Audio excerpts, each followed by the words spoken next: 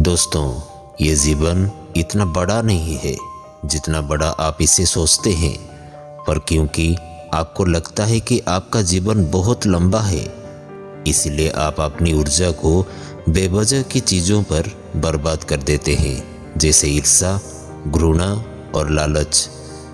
क्या आप सोच सकते हैं कि कोई व्यक्ति अपने पूरे जीवन को किसी से ईर्ष्या करने में बिता दे? दोस्तों, आज मैं आपके साथ एक ऐसे व्यक्ति के जीवन की कहानी शेयर करने वाला हूँ जो अपने पूरे जीवन को गौतम बुद्ध से ईर्ष्या कराने में बिता देता है। ये व्यक्ति बुद्ध का भिक्खु भी बना और रिश्ते में वो बुद्ध का चचेरा भाई भी था, और उसने बुद्ध के साथ ज़्यादा समय भी बिताया था, लेकिन फिर भी उसका जीवन रूपांतरित नहीं हुआ। जानते हैं क्यों? क्योंकि उसने अपने भीतर कड़वाहट के बीज बोकर रखे हुए थे, और उस व्यक्ति का नाम देवदत्त था।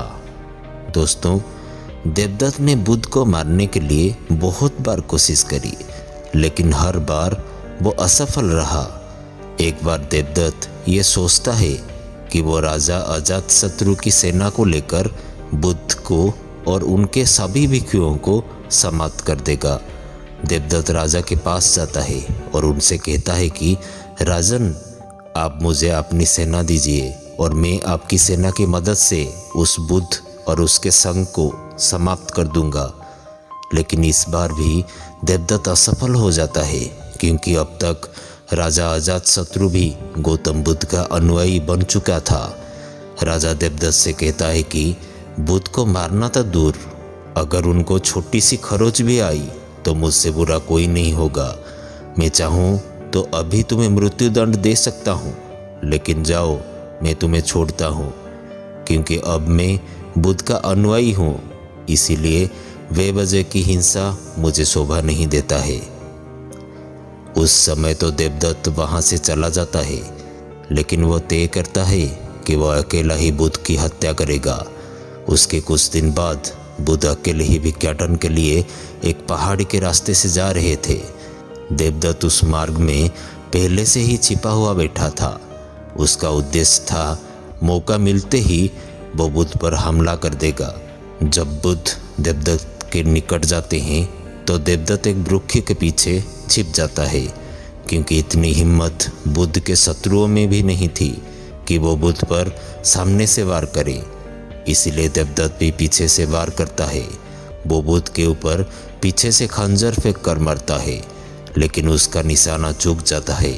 इतने में ही देवदत्त को सामने से कुछ लोग बुद्ध की तरफ आते हुए दिखते हैं, जिसके कारण वो पेड़ के पीछे ही छिपा हुआ रहता है। वो लोग बुद्ध के पास जाकर बुद्ध को प्रणाम करते हैं और बुद्ध के साथ ही गांव की तरफ जाने लगते हैं। बुद्ध के जाने के बाद देवदत्त ये सोचता है कि शायद बुद्ध की मृत्यु खंजर से नहीं लिखी हुई है, इसीलिए देवदत्त बुद्ध को मारने के लिए कोई और योजना बनाता है। उसके बाद देवदत्त एक छोटी सी पहाड़ी पर चढ़कर बैठ जाता है। उस पहाड़ी पर छोटे छोटे बहुत सारे गोल पत्थर थे, जिन्हें आसानी से नीचे धकेला जा सकता था।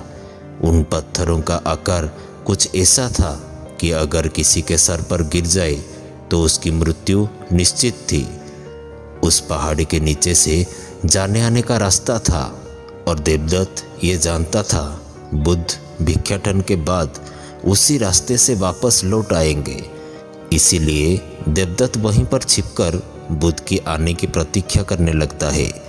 कुछ समय प्रतीक्षा करने के बाद देवदत्त ये देखता है कि बुद्ध उस पहाड़ी के नीचे से जा रहे हैं। बुद्ध को देखते ही देवदत्त पहाड़ी से नीचे पत्थर फेंकने के लिए तैयार हो जाता है। जैसे ही बुद्ध उस पहाड़ी के नीचे से जाने लगते हैं, देवदत्त ऊपर से पत्थर धकेलना शुरू कर देता है। उन पत्थरों से बुद्ध को तो कोई नुकसान नहीं पहुंचता है, लेकिन पत्थर धकेलने के कारण उसका पैर फंस जाता है और पहाड़ी से लुढ़कते हुए नीचे गिर पड़ता है। उस पहाड़ी से नीचे गिरने के कारण वो बुरी तरह से जख्मी हो जाता है। बुद्ध ये जानते हुए भी देवदत्त उनके प्राण लेना चाहता था, फिर भी वे उसे जख्मी हालात में अपने भिक्षुओं के पास ले जाते हैं और उसका उपचार करना शुरू कर देते हैं। और ये देवदत्त का अंतिम समय था, यानी कि देवदत्त ने अपना पूरा जीवन बुद्ध से ईर्ष्या करने में बिता दिया हुआ था।